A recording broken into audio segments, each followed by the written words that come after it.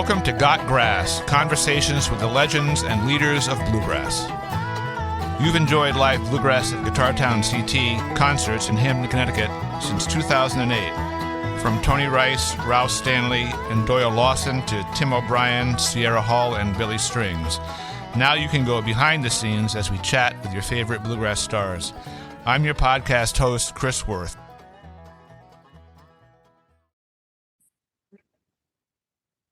So I'm happy to welcome Darren Nicholson to Got Grass today. Welcome, Darren. Hey, Chris. I'm glad to be here.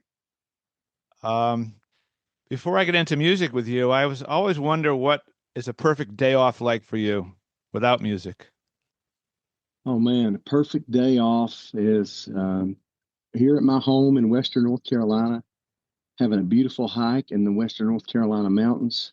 I live right where the Great Smoky Mountains meet the Blue Ridge. Probably a nice meal with my family, and that's any day in nature is probably good for me. So, yeah. So, I assume you grew up there in that area, Western. Yeah. So, what was your world like growing up there? Was it a pretty rural, small town life as a kid, or? Yes, it was. I grew up in a little community called Tuckasegee, North Carolina. And that was it was very rural, and everybody in my family made music to some level: mountain music, old time music, bluegrass, country. It was heavily influenced by the Grand Ole Opry. I was born in 1983, but we didn't really have access to video games or cable TV where we were. It was that rural, so really we had maybe one TV channel, but Friday and Saturday night we would listen to the Grand Ole Opry, and so it was that's where the bluegrass and the country music came from. That's the music that my parents grew up on, and that's all I ever knew. Yeah. So was your house kind of like the music house in town? Was it a music hangout for everybody to come play and listen regularly? Oh, for sure. Yeah. Yeah. And the sheriff, there was a guy in who was the sheriff of Jackson County named Bob Allen. And he would get off work on Friday nights, and he would show up to our house in his sheriff's car with his gun and badge on, just coming straight from work. And he would have his guitar in the trunk of the squad car, and he would come in and be picking. It's kind of like Mayberry, I guess. I never thought about it like that with Andy picking with the Darlings, but it was very much like that. Yeah. Yeah. Yeah. And I've heard that you had a family band that you started out with pretty young, like a lot of bluegrass people, maybe even before you knew you were in it. Was that the case with you? Sure. Yeah. Yeah, I was. There's pictures of me at 18 months old, and I've got a little tiny chair and a plastic guitar, and I'm sitting on stage between my parents, and so I didn't know what I was doing, but they couldn't afford a babysitter, so I became part of the band. If I sat on stage between them, then they could keep an eye on me.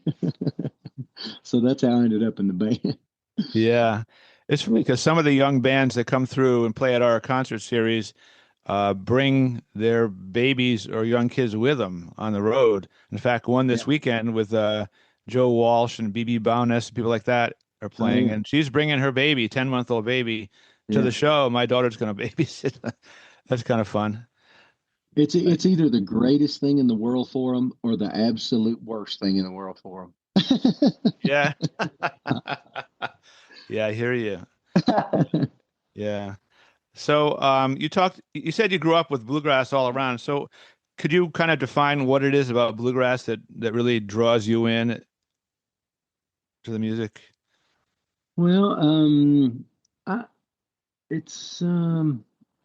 there's a defining thread to me in all of the real music. Like in bluegrass, the bluegrass music that really tears me up. Jimmy Martin, Ralph Stanley, Bill Monroe, Flatt and Scruggs, the Osborne brothers, Dave Evans, Larry Sparks. The same thread, what makes me love that, I don't love all bluegrass, Mm-hmm. but that bluegrass I absolutely love. And I don't love all country music, but the same thread that makes me love them also makes me love Merle Haggard and George Jones. And it makes me love Aretha Franklin and Elton John. And it took me a lot of years to realize that they're singing from the soul. It's heart. It's like soul music. And a lot of people they really get into this, um, especially if you're not from where this music was created. If you get out of the Southeast, a lot of people try to segregate the music, but where it was born and where it came from in the mountains, people were just using this music to survive. And it was came from a very primitive kind of place. And when you watch those old videos of the history of Bascom Lamar Lunsford, when those interviews came around right after the Bristol sessions, and there were some sessions in Asheville that happened right before the Bristol sessions, and there were people going around recording and then filming in the 40s and 50s, filming this music. They were really taking the history and the historical thing that tied it all together is just the experience, the life experiences.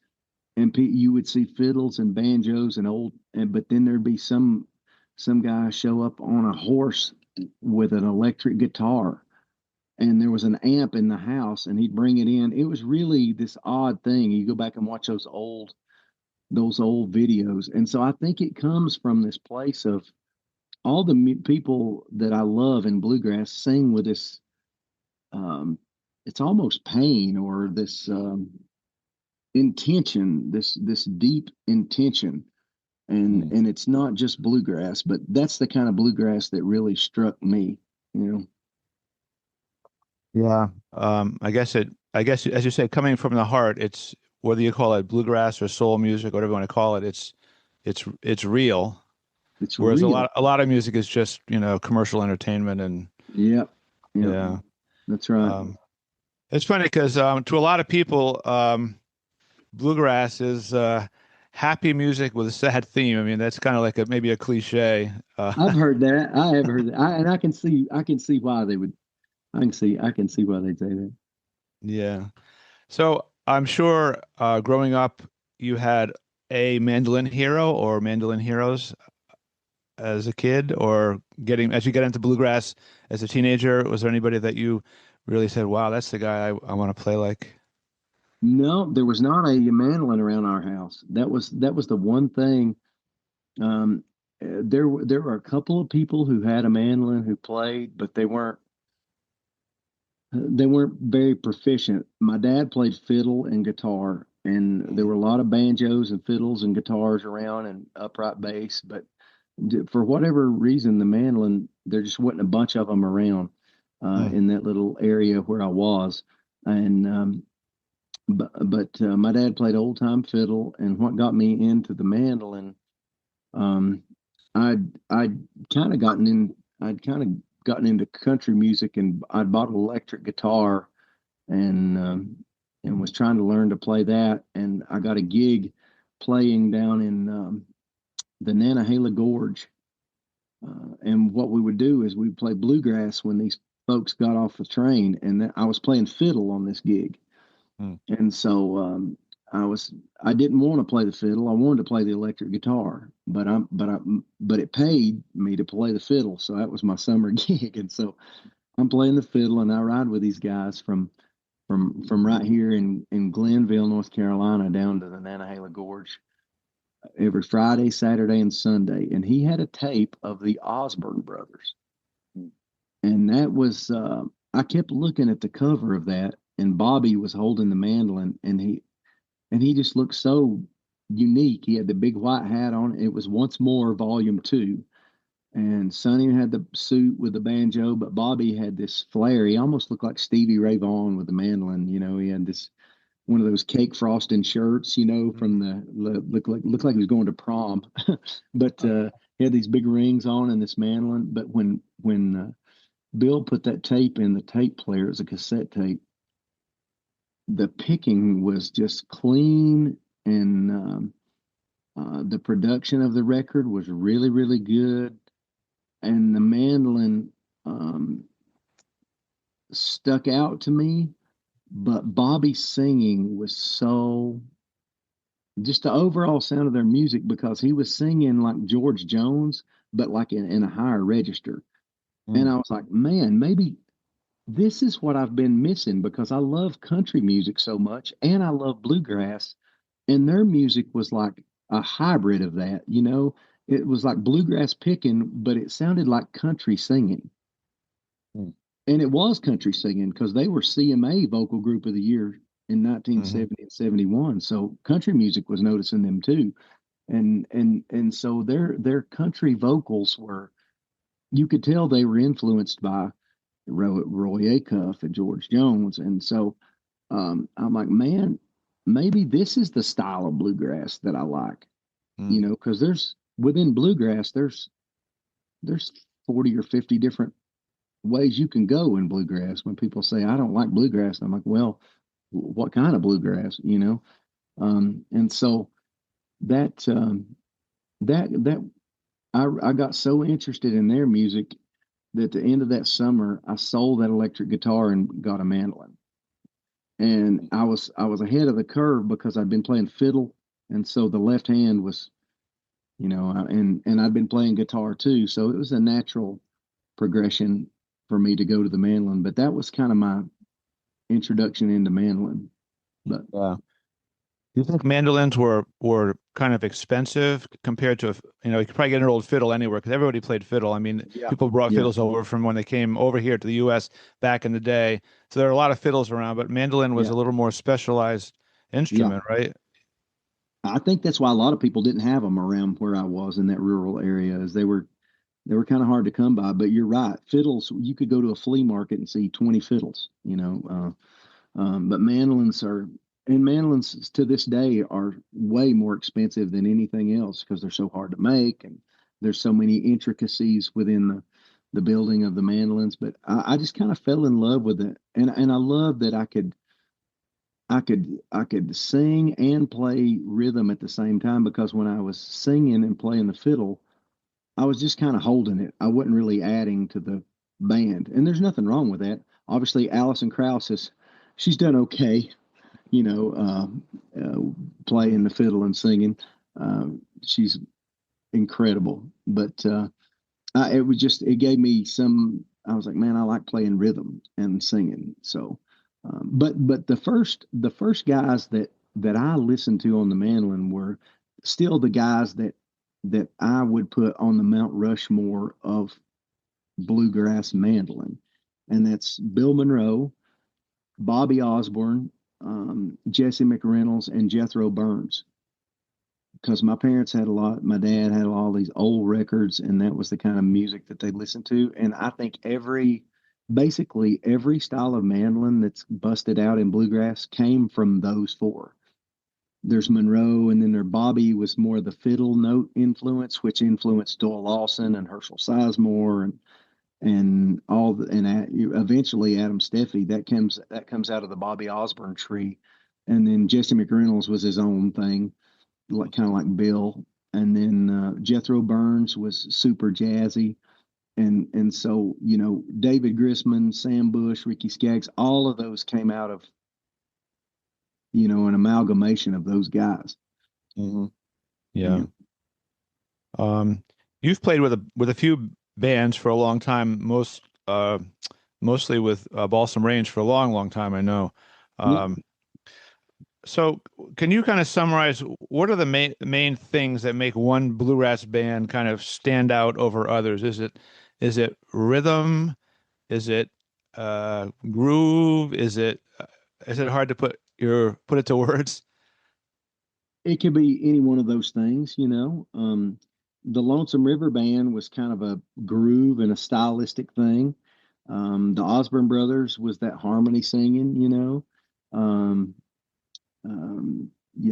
Flatt and Scruggs had this almost X Factor kind of cool, just the way they dressed and worked the microphone. They had kind of had this, it was almost a different kind of thing. But to me, the the thing that made Balsam Range stand out was the material, the songs, quality songs.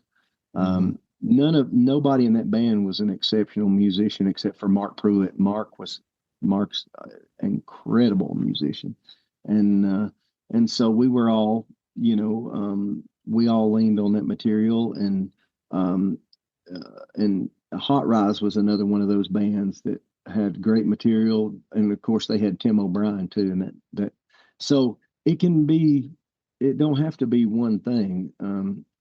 There's a lot of different pathways to get to success, and for any young musicians, I encourage you to lean into your strengths and try to work on the weaknesses.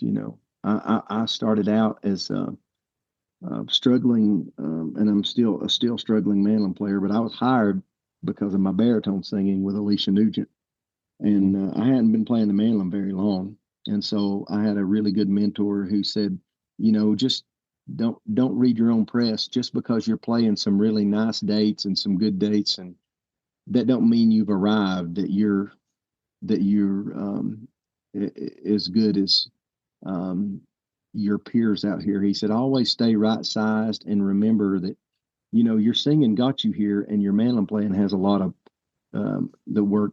There's a lot of work to be done, and that really put me to practicing and trying to work hard on that part of it. So, yeah, I'm going to skip to a question I was going to ask you much later, but it's kind of related. So today, Bluegrass has some great stars, but one real superstar, I guess Billy Strings is like almost like the face of Bluegrass. Sure. So he's exposing a lot of people to Bluegrass who otherwise might not know about it. But is there a downside to having one person kind of represent Bluegrass to the whole world? I mean, as you say, there's so many types of Bluegrass, so many different sounds, from gospel to country to this and that.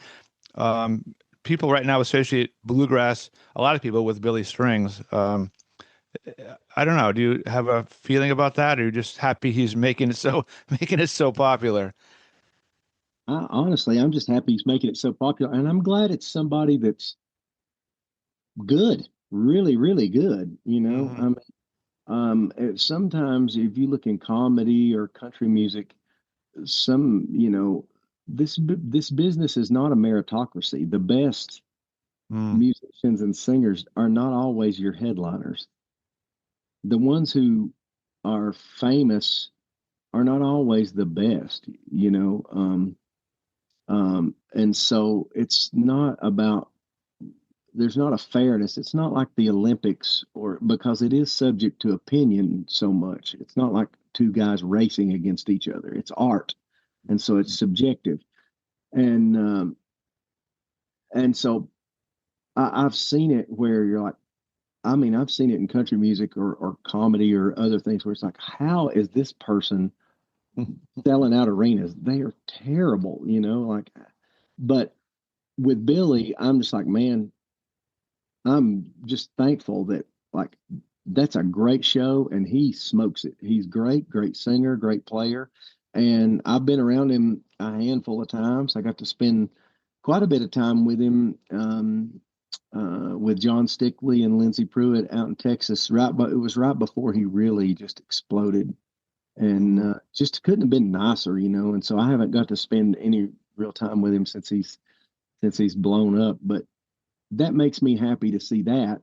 I think it's great for bluegrass overall. One thing that you would think would happen, and maybe it is, I don't know, but you would hope, the hope would be that all these people who are finding Billy Strings would realize that there's a lot of people like him out there. Hey, let's go see the Sierra Hulls. Let's go see the Traveling McCurry's. Let's go see the infamous String Dusters. Let's go see, Appalachian Roadshow. Let's go see, Sean Camp. Let's go see, whoever. And you hope that filters back down to the rest of trickles back down to the rest of us. But everything's the way it's supposed to be in the universe. And when I try to fight that, I usually end up just miserable. And I'm glad that the universe is smiling on him for sure. And I think it's smiling on Bluegrass. He's the real deal, Mm-hmm. Yeah. It's funny because I teach a few bluegrass classes, and my students always coming in and they say, "Oh, Billy Strings plays it like this, and Billy Strings does this." I said, "Yeah, he does, but there's other people playing it too. How about go back to the Doc Watson version and hear where Billy learned it from?" I try to get them a little bit. Everybody loves Billy Strings, and I do too. Yeah. But there's a whole world that he comes from. Exactly. I try to do the same things, and I've had people come up to shows, we're doing our original music, and they're like, "Can you play a Billy String song?"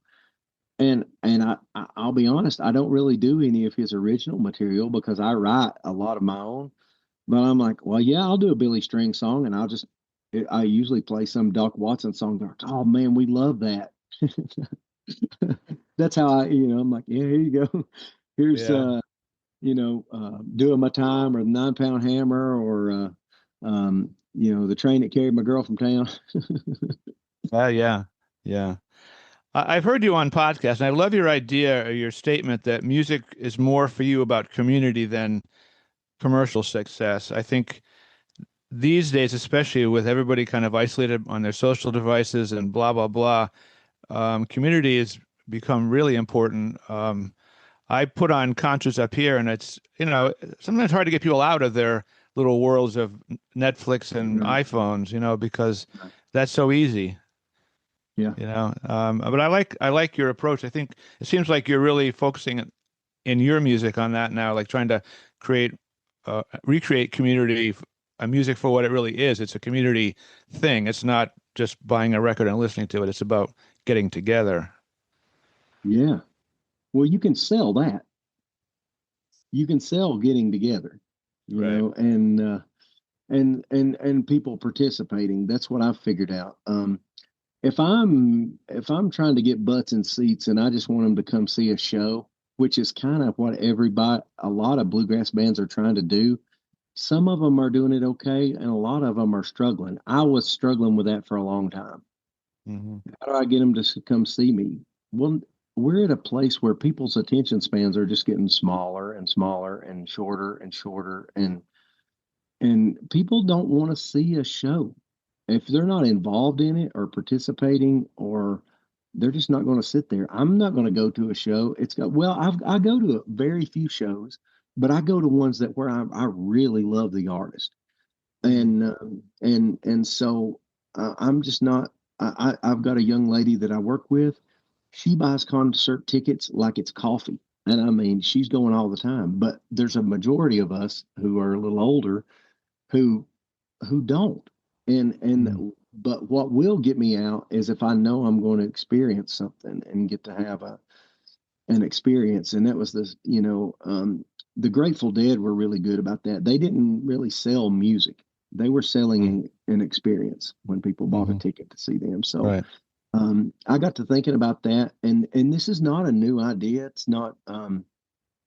It's just new for this time because nobody's done it in the last probably 30 years in our world. But as I found it getting harder and harder to butt heads in the commercial music world, I've always had this home base in Western North Carolina where we did a lot of community events, and we play a lot for municipalities, the chambers. We do a lot of festivals, and I found myself like, especially during the pandemic, doing house concerts where people were really close to you, like literally sitting where you could reach out and touch them,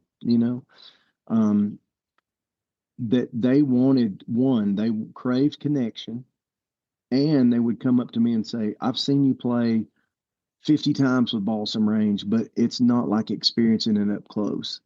And I realized that that I've been approaching this bluegrass thing backward. Like it's not about like Billy Strings connects in an arena, and that's one type of connection. But success doesn't only look like that. People have got they've got this closed off thinking that the only way I can be successful is if I'm headlining the main festivals, if I'm in an arena, if I'm doing what Billy Strings is doing or whoever. That success can look like a lot of different things. What if you're somebody like Daryl Scott, who's night after night selling out 300 seaters by himself and having real intimate connections with 300 people at a time? I would rather be one of 300 seeing an amazing show like that than to be one of 10,000 that I can't even, I can't throw a rock and hit the stage. It's just a different mindset that it don't have to look like um, a certain thing. So that's what got me back into community music is like, I'm like, man, we can make a living playing bluegrass by getting away from bluegrass. That's the first thing. I got to get away from bluegrass festivals, and they don't book a lot of us anyway, because we have percussion, we got a snare drum. And so a lot of the bluegrass festivals don't book us anyway, which is fine. It's kind of helped move us toward this, where we're at. But last year we played 180 dates, and most of them paid more than what I would make at a bluegrass festival because I was playing weddings, corporate events, private events, municipalities, for townships, colleges, places that, and I'm playing for communities, and I'm introducing people they've never heard bluegrass, and so success can look like that too. Yeah, yeah. Is the bluegrass touring lifestyle conducive to good health, or was it for you? 180 gigs is a lot of gigs in a year. Now you're playing more smaller stuff, but touring with a band like Balsam Range on the road, eating this, blah blah blah. Is that a healthy lifestyle for a musician, or is it kind of wear you down after a while? Well, a healthy lifestyle is a choice. And it is challenging, even if you choose it. It is challenging. It is just fresh food and late night. The hours of it, kind of can be challenging. You get done at 12 o'clock and you're starved to death. What are your options? That kind of thing. And so, but if you want to be healthy, you got to really lean in and make that conscientious choice. And I've had to make some lifestyle changes. I quit drinking almost 6 years now. It's 5.5 years alcohol free, and that helped a lot. I thought that was kind of like helping me with the touring schedule, kind of like I thought that was helping me with my anxiety and also helping give me energy. And all it was doing was draining me in the end, and then causing weight gain too, because alcohol is full of sugar. But then when I addressed the alcohol, then I started having to look at my diet as well, and I started going to a nutritionist, and so and then the pandemic, once again, I was forced to kind of be at home and forced to start addressing some of these things. And so when I went back out on the road, I had a good foundation. It would have been harder for me to start that probably just for me personally. I'm not saying it can't be done, but it's been a big adjustment for sure. Mm-hmm. It is. So I've talked. I've gave you a 2-minute sermon to tell you. Yeah, I think it's been a big learning curve, and it takes a lot of preparation. Yeah, for sure. Mm-hmm. Yeah. I found that I was drinking bourbon after I was drinking beer with dinner, bourbon after dinner, because I would light up the fire pit and sit outside, and I thought I got to have a bourbon. And my wife said, "You're drinking 4 drinks a day, buddy. What are you doing?" Mm-hmm. And I finally realized, I just didn't need that. And No. I don't use the fire pit anymore. It makes me want to have a bourbon. I don't do it, but Well, I really sure. don't drink either. I mean, it's been about 6 months now, and I wasn't a heavy drinker, but I was drinking a lot more than I needed to be. And so Yeah. yeah, I feel a lot better too doing that. I guess drinking and also in the past smoking were also a big part of the kind of country bluegrass lifestyle for a lot of people. Hmm. Yeah. And I think it's intentions, like nobody intends to be unhealthy. It just kind of it is one of those things that does kind of like slip up on you, and it does kind of get out of the banks on you, and so it can happen without you really even realizing it. And so I got to a place like you where you're talking about I can't go sit by a fire pit because I feel like I've got to have this, or I felt like I couldn't go on stage without having one or two because that would relax me, and Mm. you know, and so you get into these rhythms and these things where it's like, and it really is a mental game, and I had to address some of that, and I had to kind of like finally like this is not who is this part of who I am, like is this really like this is not what I would do in my natural state, and it's okay to feel uncomfortable sometimes. Mm. And I think we live in a society where nobody ever wants to feel uncomfortable, and that's just not reality. And the reality is sometimes I'm going to have anxiety. Sometimes I'm not going to get my way. Sometimes I'm going to have to go on stage where I'm a little nervous. You know, I can't just medicate my way through life. you know? Yeah. Yeah. Um, when you went to Nashville, did you have favorite songwriters there when you got there that you were saying, "Whoa, these guys are amazing"? How do you Yeah, do that? for sure. Yeah.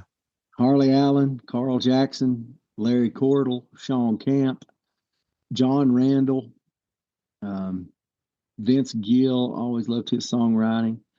Leslie Satcher, um, man, there was Jerry Salley. Hmm. But those were the ones yeah, I got to work with them too. Carl and Jerry and Larry the most. But I always a big Harley Allen fan. Loved his songs, man. Yeah. And Dolly Parton. Oh my Hmm. gosh, love her songwriting. Yeah. Yeah. I mean, I think she's underrated as a songwriter. I mean, to me, she's one of the great songwriters of the 20th century or 21st. She's written so many amazing songs, but she's Mhm. so much known as a personality and a singer and a glamour icon. I think a lot of people forget that she's really one of the major songwriters of our time, I think. Her problem is she's good at too many things. Yeah. She's like Tim O'Brien. He's too damn talented. He's so damn talented that people forget he's an amazing mandolin player. Yeah. Yeah. Yeah. So as a songwriter, I know a big songwriter and you take great pride in your songwriting. Are you more of a hook guy or a story guy, or does it just depend on what hits you at the time? You're not one or the other. um, Lately, I've been writing off of a hook, but I like stories and Mm. I like songs that develop intellectually. I've never been a big fan of songs that paint pictures. Hmm. To me, like those are almost you know, I'm, singing songs about Granny's cabin and her breaking beans on the porch and just singing about yesteryear. Those are lowbrow to me. I think, children can a lot of times write songs like that. And every now and then I'll hear one that's done extremely well. But unfortunately, in bluegrass, so many of those get cranked out that I think that's why a lot of the general public don't like bluegrass. It's Mm. because of crappy material that's so outdated, you know. Hmm. And then you got songwriters like Harley Allen that come along and they write songs like Life or Love that Bradley Walker recorded, or a song like Alecia Nugent had, like Paper and Pen. or songs like Ronnie Bowman wrote, one of the greatest Mm. songwriters of all time. Songs like Three Rusty Nails, and it's like, man, there's thought behind that. There's real. Mm. I didn't just write down a few um, nostalgic memories that I had in rhyme. Um, so those are the things that I strive for. But then again, sometimes I love those, but you don't write those every day. And very Hmm. few people can write those every day. And a lot of times, songs that are big hits are just kind of hooky little simple jingles too. You know what I mean? And but Highway 40 Blues, that's Mm. a that's a masterpiece of a song. Gentle on My Mind is a masterpiece of a song. When I dip my cup of soup back from that gurgling, crackling cauldron in some train yard, you know what I mean? Like I that's do. that's masterful. And even Rocky Top, like she was wild as a mink, but sweet as soda pop. I still dream about that. Now that's painting a picture, but it's also hillbilly poetic too. You know, Yeah. Well, there's a lot in that line. I mean, there's you're right. There's hillbilly, there's sexuality, there's yeah. sweetness, there's longing. There's so much in that line. It's just yeah, you're right. It's genius. And I think sometimes people get maybe a burn on it because it's so popular for so long that they forget that it's a great song. Like Yeah. there's a reason it's been popular for so long. And I like Fox on the Run, like um she walked through the corn leading down to the river, her hair shone like gold in the hot morning sun. She took all the love that a poor boy could give her and left me to die like a fox on the run. When you say it like that, when you just speak it out, it's like it's more powerful than singing it, Hmm. to me. Um, that was one of those songs that's like Back to the Bar Rooms by Merle Haggard, where I always thought it was okay as a song until I read it out loud to myself on from paper and actually Hmm. spoke it like poetry, like the Merle Haggard that line. The bar, loud music roaring, the bartender pouring, my shaky legs trying to stand. Over and over, I've tried to stay sober, but look what a failure I've been.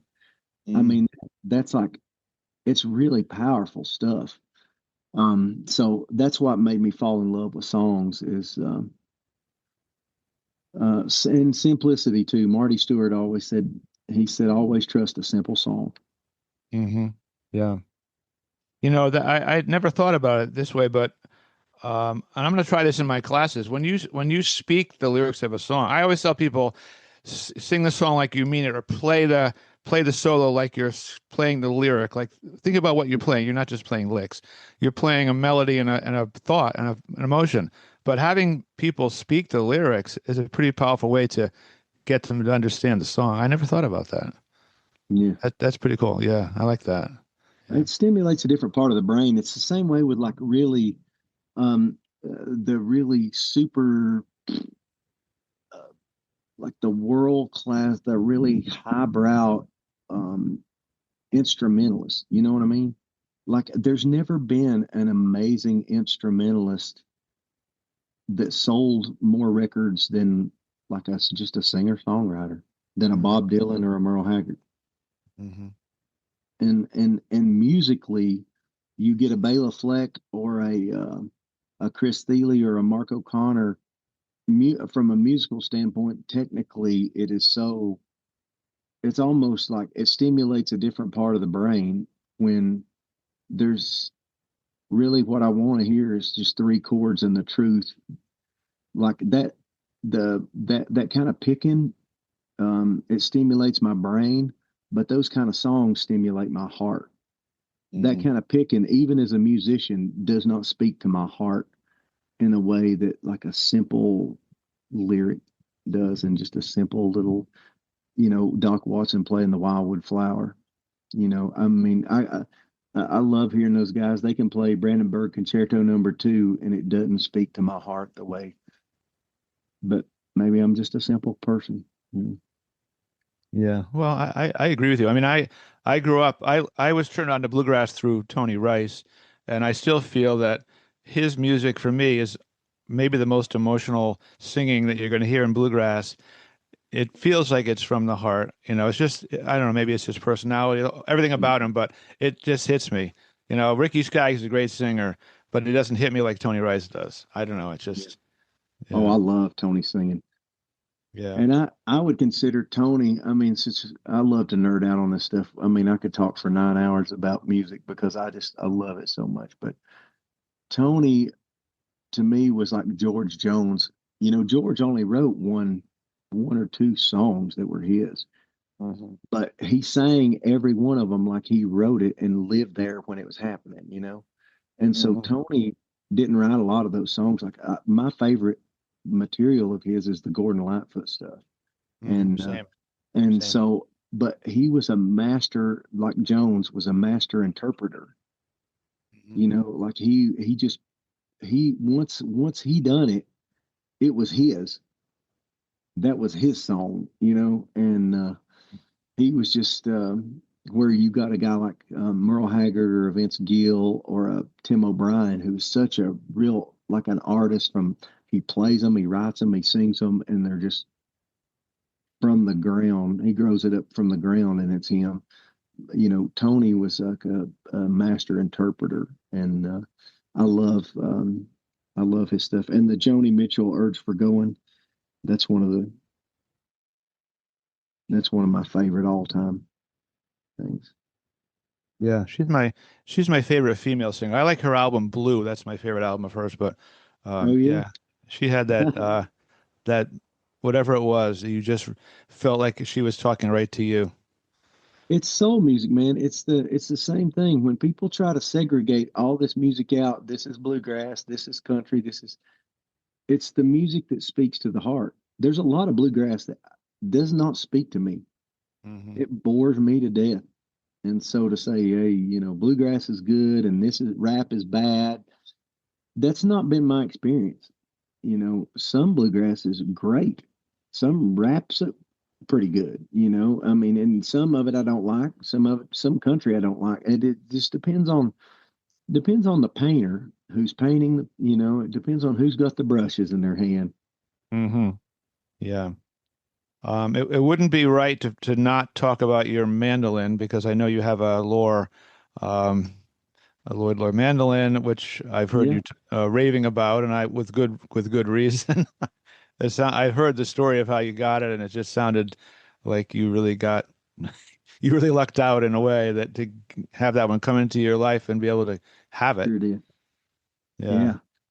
Ferdinand, he's June 13, 1923. He's about to turn Hmm. 103 years old. Yeah. Yeah. It's funny. John Reisman just played here recently with his band for our show, our series, and he has a nice lore. And Oh, yeah. after the show, I said, "Would you mind if I just play a little bit?" He said, "Sure." I'm just playing mandolin about a year and a half now, so I'm learning it. But he said, "Oh yeah, go ahead." So I sat down, I played a little bit on it, and my first impression of it was it felt very twangy, almost. That's the word that came up into my brain. It just felt like twangy and a little loose, and I don't know.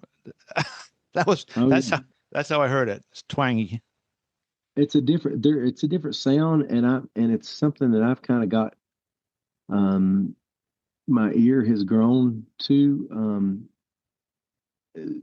The wood is really really old, and there's a focused sound. Those were acoustically engineered to be more bright and mid rangey Right. because there weren't microphones in 1923, and they were playing these mandolin orchestras, and they were designed to be in a concert hall and for you to be in the balcony and be able to hear them. And so they project forward. So when you're playing it, it doesn't sound as good as when you're in front of it. So that's a Hmm. mystery. That's one thing. And they really tune the mids and the highs in. And I always um I loved Adam Steffy's tone on those Alison Krauss records, how he got that real rich, chocolatey, beautiful, sweet tone. And Adam can do that with any mandolin. Mm. He can take a junk garbage mandolin and it sounds like Adam Steffi. So that's Adam's hands. But I've been chasing that tone for so long because my hands are different, right? And I would get Hmm. these mandolins and they would all be real dark, and I like the sound of them. But if I got in a jam session, you couldn't hear them because they tonally were too close to the guitar. And then Doyle Lawson, he always had his mandolins set up that were mid-rangey and more bright. Twangy is a good way to describe it. But whenever you hear Doyle on a show or in a studio or whatever, his mandolin just sparkles. It cuts through the mix because it's got its place in the mix. And so that's what those Lloyd Loar mandolins do for me. So I've come to the mandolins that I had that had the real dark tone. I ended up moving away from those, and every mandolin that I've got kind of has that mid-rangey, um, that cut to them. It's like the difference between a D28 and a D18. If you're, it's just a tonal quality. It's a frequency. Hmm. Yeah. So do you feel like you've mastered the mandolin in any way, or you still feel like, I know you Oh, play a lot of guitar now, but you feel like you're still working on stuff? listen, you can spend a lifetime with any instrument, and you'll never scratch the surface on it. You Right. know, and then there's only one or two musicians that I've ever come across that I would really consider a true master. I mean, there's always something to learn, and if I encounter someone who's quit learning, I want to get away from that person. And my buddy Richard always says, when a tomato's red and ripe, it's done for. It means it's about to be over. He said, "Stay green, always stay green, stay a green tomato." And Yeah. I've always got more work to do, for sure. So what do you work on mandolin these days if you play it? I mean, you just practice. Do you play fiddle tunes? You just improvise melodies? Do you work on certain keys, or just whatever strikes your fancy at the time? All the above. Yeah. Sometimes I'll go through periods where, there'll be tunes that I've wanted to learn for a long time. It's probably been 10 years ago now, but Squirrel Hunters. Everybody started playing jamming Squirrel Hunters, and then there'll be tunes that recycle through, and then there'll be a new tune that we played 30, that was played 30 years ago that all of a sudden everybody's want is like it's like a brand new tune to the new everybody's jamming on this tune for a while, and so and I never learned it, and so it's like okay, I need to learn this because if I'm gonna go somewhere and pick, I want to be able to play it. And so sometimes it's a tune that's popular. um Sometimes a lot of time I'll work on like the length of my chop. Mm. There's a lot of different kinds, like you make your chop sound different ways. There's like the Monroe chop, which is more chordy and a lot of overtones and notes ringing. And then there's like the Adam Steffi chop, which is more muted and modern. And then there's like Doyle Lawson's chop, which is kind of a hybrid, kind of somewhere in the middle. And I'll play with a bunch of different records, and then I try to play whichever chop fits the song, Mm. that kind of thing.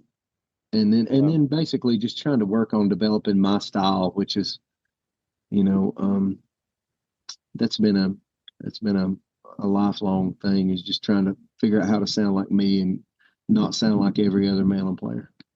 Yeah. Yeah. I know you play and sing a lot with your wife. I've seen a video of she has a lovely voice. It sounds, together it sounds really great. Does playing music with your wife, it's kind of a facetious question, but does that help your relationship outside of music? Does it bridge some gaps? Because I'm sure, I'm not sure. Probably being a touring musician and being away every weekend for 15 years is not always the easiest thing for a marriage. I know because a lot of marriages break up because there's just too much separateness. So having music with your spouse must be kind of a nice way to connect, I would think. Do you say, did you ask if that helps our relationship to play Yeah, music together? yeah, yeah, yeah. Hell no. Have you Oh, ever been married, Chris? well, I knew you'd have a good answer for that one. Doing anything with your wife never helps anything. Okay. No, I'm just kidding. No, She's well, you see, it's funny because I know I've listened to some of your podcast interviews, and I know you have a sense of humor, so I was waiting for it to come out. So that was good. well, I was going to say when you said, you sing well together, I was going to say, well, it's because of the family harmony. We're cousins. I mean, we're from North Carolina, so you marry Right. your cousin. Yeah. When, like, man, y'all sing well together. I've thought about doing that just to embarrass the hell out of her. Well, it's because it's family harmony. That's a But good one. Yeah. but she comes from bluegrass royalty. She's Audie Blaylock's first cousin, and Oh, so she's her family's from Cumberland Gap area, but she was born and raised in Michigan. So if anybody's trying to do the family tree rundown, we're not related. We're not even from the same state. So, but she is an amazing singer and musician. She teaches vocal music at Asheville High School and piano and everything. She sings on all my records. She's on hmm all the new recordings and been on the last 3 or 4 records. But she's just an incredible, incredible singer. Yeah, it does. She's busy with her career, and she has her life. And I think the reason that works for us is because she has been always been really, really, she's never pushed wanting to be in the band. And I've seen so many bands break up because somebody's spouse or their sister or their brother, or they try to drag their uncle into it, or you know what I mean? And so mm anytime somebody has family that plays, unless there's a lot of humility, that can be a slippery slope. And so she has never, the reason it works is she has her own thing going on, and she doesn't need to be a part of our music to validate her. I don't need to be a part of her music to validate me. Then when we do um, play together, it's for fun. There's no expectations. There's no um, you know resentments. That's a big thing, man, especially in a marriage. Is like boundaries with that kind of thing. Because if you start bringing a spouse into your work environment, that can get odd. Because, well, if your wife's singing, my wife sings a little bit. It's like bringing a piece of candy for the class. You got to bring a piece for the whole. And not everybody's ego and their mindset is ready for that. It yeah. takes a lot of maturity to be able to move through that. So she's really a cool person. That's why it works for us. She's just really mature and cool, and she's comfortable in her own talent and her own self. And we invite her up as much as we can, but she don't come to all the shows, and she don't ask to sing, but we make her sing. So I think that's the difference. That's why it works. hmm Yeah. You think the bluegrass music world is better off than it was like 30 years ago, just in general, or maybe easier or harder to survive in? A lot has changed, I know, in the last 20 years in music, but do you feel like I don't overall know. it's easier or harder to be a bluegrass musician these days? I don't know. I think it's different. I don't I don't know. I don't know the answer to that. Mm, I think there's as many challenges or more, but they just look different.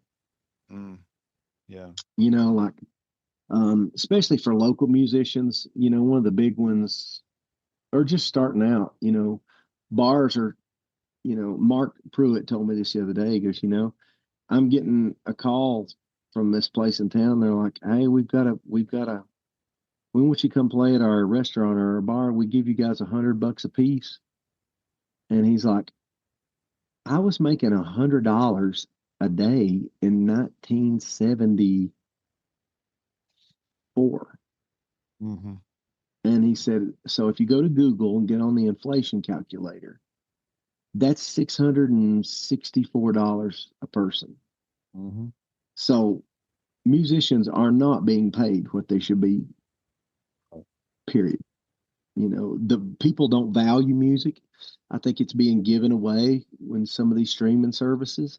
I think streaming is a great way to, obviously all my music's on streaming because that's what you have to do to be present. But it's hurt record sales. I encourage people to go support artists by buying a hat, buying a t-shirt. We do a lot of merchandising. That's hats and t-shirts and other things. And so there's just different challenges. I think it's a much better environment for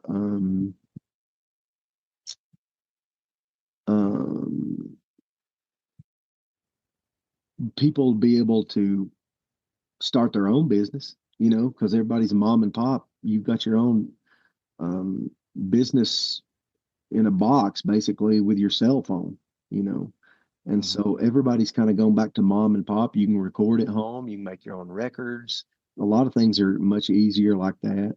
Artists are accessible in that ways, but I don't know. That's a hard one. There's a lot of different challenges. It's just different. Yeah. Mm-hmm. Yeah. It is what it is. Here we are, and so I'm just plowing through today's challenges and trying not to get in that mindset of, well, this is how it used to be. This isn't fair. Why is this happening? Why are these people doing this? I'm about solutions, and that's why we're on the path that we're on, and we do the kind of gigs that we do, and we take a square dance caller on the road with us, and we get people dancing, and we're doing things that are outside the box, and making music and records that are outside the box, and writing songs that are different. Yeah. You just gotta. There's. I heard in a business conference in New York, you can either create a new path or sit and argue with an old gate, and that was true in 1940. That was true in 1970. And that was black, white, male, female, heterosexual, homosexual. It don't matter. You can either create a new path or sit and argue with an old gate. You can either be in the problem or you can be in the solution.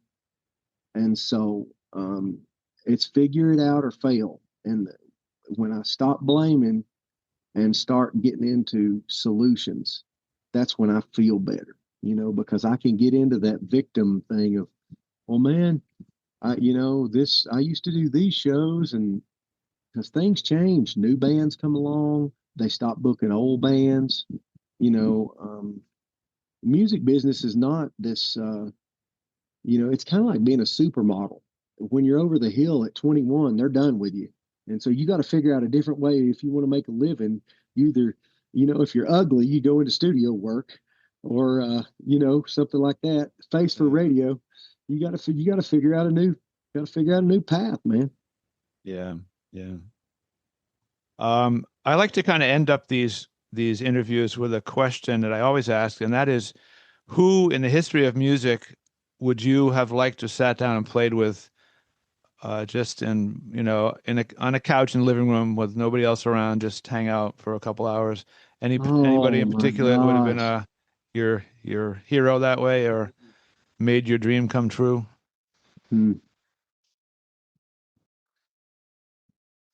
Wow, man. In bluegrass music, Any kind of music. In any kind of music, I would have to say Stevie Ray Vaughan, Prince, Freddie Mercury, George Jones, Merle Haggard, probably Carter Stanley, Hank Williams. Oh gosh, I would have loved to have sat and picked with Lester Flatt. I got to pick with a bunch of them, Bill Monroe, of course. And I love Jethro Burns. I loved his music, but I just loved him, his personality. His daughter lives in Canton, North Carolina. And I just thought he in a kind of a through the back door made a huge influence on bluegrass music. Dave Evans, I'd love to sing I was around him, but I never sang with him. In bluegrass music, I would have to say Scotty Stoneman. Loved him. He tore me up, man. I love Scotty Stoneman. Yeah, he was one of my childhood heroes, big time. Yeah, for sure, Scotty Stoneman. I've had a few fiddle players on here whose lives were blown away by seeing Scotty Stoneman. Richard Green, other ones. They just said when I saw him, I put away my Bach books and I went nuts. Yeah. And then another one that people don't talk about that's kind of in that category was Chubby Anthony. Yeah, incredible. Yeah. That's a pretty wide-ranging list of people. It shows your musical tastes are wide-ranging, and which I am the same way too. I'm not confined to bluegrass. I love bluegrass too, but I like a lot of kinds of music. But we never talked about your new album, or not your new band with the drums. There's so many things we didn't talk about, but we're over an hour. I got to go look at a used car for my daughter now, so I can't hang out any longer here. But we talked about what we're supposed to, man. I think so. Yeah. Well, it was really nice chatting with you, Darren. And maybe we'll meet in person someday. Maybe your band will play up here sometime. I don't know. Sure. Hopefully. It's the Darren Nicholson Band. The new album is called Lonesome Trails and Tall Tales. I wrote all the songs on it. It's got Kristen Scott Benson, Mark Fain, Deanie Richardson, Kevin Sluter. It's got an all-star cast on it. Colby Laney, a bunch of folks. I'm really proud of the songs. My wife's on there singing. It's on Mountain Home Records. I've got it in vinyl. It's available on my website now, and shipping them out. And I appreciate you having me on, Chris. I love this music. I grew up in it. I love it with all my heart, man. Thanks for having me on. I appreciate it. Thanks for coming on. Good luck with everything. Buy his album. Check it out. Darren Nicholson. Thank you, sir. Hey, thank you, buddy. Take care. Yeah, man. Bye.